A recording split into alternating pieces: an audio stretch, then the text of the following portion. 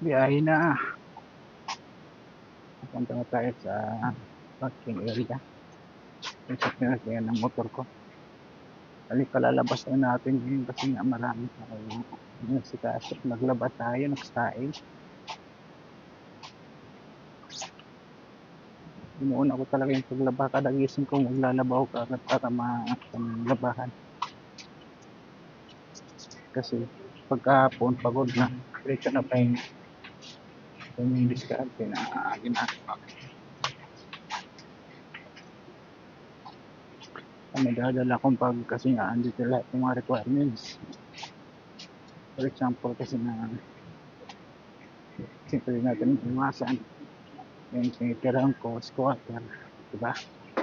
Para masunog. At least andito lahat ng mga requirements ko. Yung mga gamit ko yan eh. Gamit lang yan, diba mga idol? At least yung mga importante. Alam mo,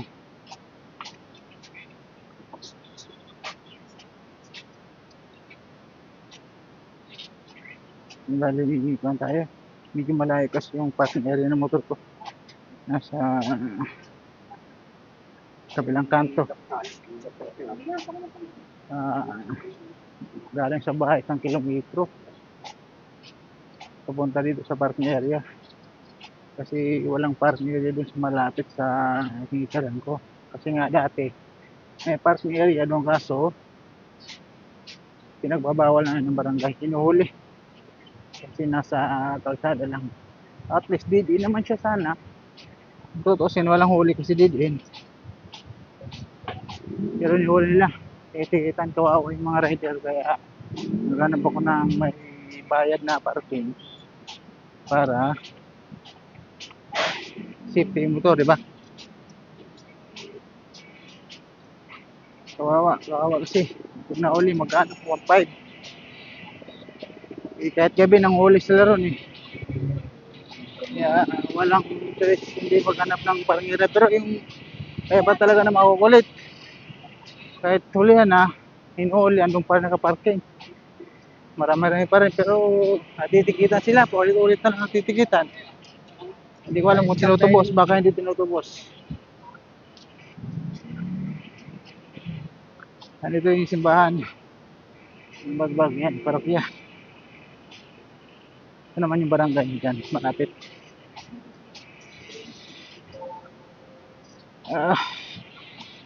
Init.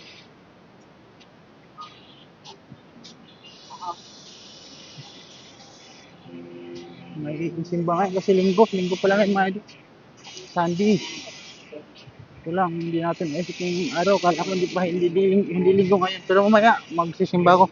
Kaya po mamaya. Yan, dahil dito na ako. Malapit ako sa parkingan ng motor ko. Andito si tropa. Kaya nagtatraffic dito. Ayan, ako. Binibigyan ko pala ng pera yan. Yan. Binababatiin ako yun yung mga idol. Good morning. Diba? Bait yan. Dati yung po niya mga idol contractor. Ayan, simple yung disable siya. Ay stroke. Yung talagang tao kahit anong alat yung pinag-aralan mo tapos ka trabaho mo pag na-stroke ka talaga may karamdaman ka na pag anak. Ito yung motor ko yan na sakit yung parking area. Ito naman yung 20 yan, safety diba. Bakit yung kuhan dito kasi pag ikaw lalabas ikaw bubukas, ikaw bukas, ikaw sara. So ito yung alisin ang nangyari dito, kanya-kanya ba. Ayan mga idol, biyahe na, prepare ko lang.